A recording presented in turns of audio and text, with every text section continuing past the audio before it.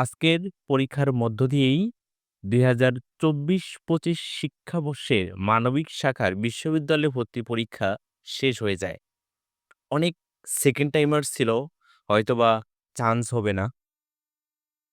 যারা first timer ছিল তাদের কিন্তু একটা সুযোগ আবারও থাকতেছে যে বিশ্ববিদ্যালয়ে, পাবলিক বিশ্ববিদ্যালয়ে পড়ার স্বপ্ন তাদের আবারও একবার দেখার সুযোগ রয়েছে। কিন্তু অনেক সেকেন্ড টাইমার এই জায়গা থেকে কিন্তু আসলে তার জার্নিটাকে শেষ করতে হচ্ছে।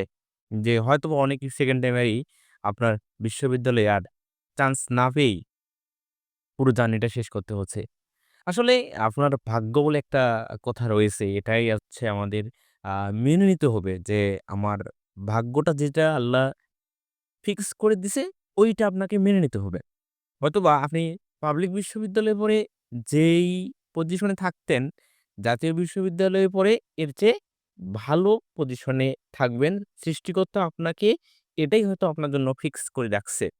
আপনার পাবলিক বিশ্ববিদ্যালয়ে নৃবিজ্ঞান বা ফার্সি ভাষা ও সাহিত্য না পড়ে জাতীয় বিশ্ববিদ্যালয় থেকে ইংলিশ পড়া অনেক ভালো।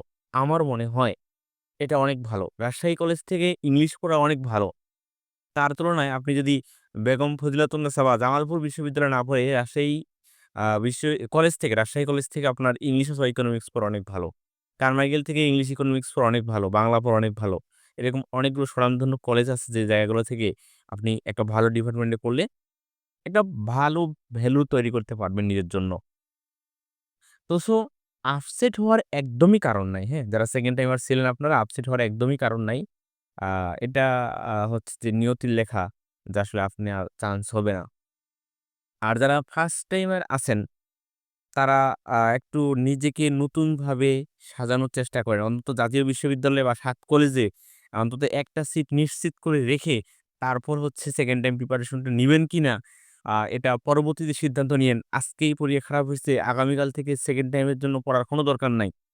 কারণ হচ্ছে যে আ অন্তত এক জায়গায় জাতীয় বিশ্ববিদ্যালয়ে ভর্তি হন। অনেকে বলে জাতীয় বিশ্ববিদ্যালয়ে ভর্তি হব না। আমি সেকেন্ড টাইমে পড়ব। যারাদের খুব কনফিডেন্স ভালো বা ২-১ জায়গায় খুব কাছাকাছি থেকে ওয়েটিং পজিশন থেকে ফিরে আসছেন, তাদের এটা নেওয়া উচিত। কিন্তু যারা কোথাও একদমই পজিশন করতে পারেন নাই, একদম 0 পজিশন সব জায়গাতে ফেল, তারা অন্তত জাতীয় বিশ্ববিদ্যালয়ে এক জায়গায় ভর্তি হওয়ার পর সেকেন্ড টাইম প্রিপারেশনটা নেওয়া শুরু করেন। এটা আমার দৃষ্টিকোণ থেকে মনে হয় বেশি যৌক্তিক। সেকেন্ড টাইম নিয়ে কি করবেন? কিভাবে প্রিপারেশন নিবেন? কি করা যায়? এগুলো নিয়ে বিস্তারিত অন্য সময় ভিডিও দিব এবং হচ্ছে সাবজেক্ট ভিত্তিক, বিশ্ববিদ্যালয় ভিত্তিক পরে আলোচনা করব। আজকের ভিডিওতে যেটা আলোচনা করতে চাচ্ছি যে, সেকেন্ড টাইমার যারা আসলে জার্নিটা শেষ করলেন, তারা একদমই ভেঙে পড়বেন না। আসলে জীবনে অনেক কিছু বাকি আছে। চাকরি করতে হবে, বিশ্ববিদ্যালয়ে পড়তে হবে বিষয়টা একদমই এরকম না। জীবনে অনেক কিছু করা যায়, অনেক কিছু করা বাকি আছে। সো বি কনফিডেন্ট, ভেবে রাখবেন নিশ্চয়ই আপনার তুলনায় সৃষ্টিকর্তার পরিকল্পনা আপনার তুলনায় অনেক ভালো। সৃষ্টিকর্তার পরিকল্পনা আপনার ভাবনার চেয়েও অনেক বেশি। সো আপসেট হবেন না। ইনশাআল্লাহ আপনার ভবিষ্যতের দিনগুলো আরো উজ্জ্বল হোক। সেকেন্ড টাইম নিয়ে পরবর্তীতে বিস্তারিত ভিডিও দেওয়ার চেষ্টা করব। সেই সাথে সাবজেক্ট চয়েস, সাবজেক্ট চয়েস একটা গুরুত্বপূর্ণ বিষয়। এটা নিয়েও ভিডিও দেওয়ার চেষ্টা করব। ধন্যবাদ সবাইকে।